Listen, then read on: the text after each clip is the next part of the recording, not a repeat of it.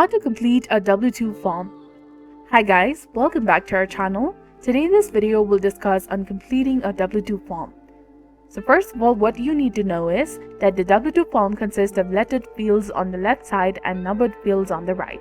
The lettered fields require basic information about the employee and the employer.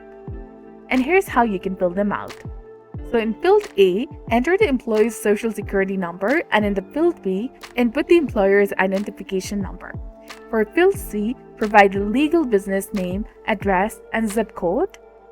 And if your business has a control number, it will automatically populate the field D. Otherwise, you can leave it blank. And in the field E, enter the employee's name, and you can verify the spelling against their social security number. And in the field F, fill the employee's address and the zip code.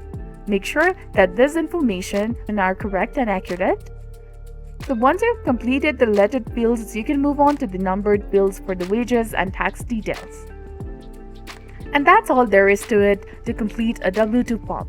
So this was all about it. If you found this guide helpful, please like, share, and subscribe. Thanks for watching. See you in the next one.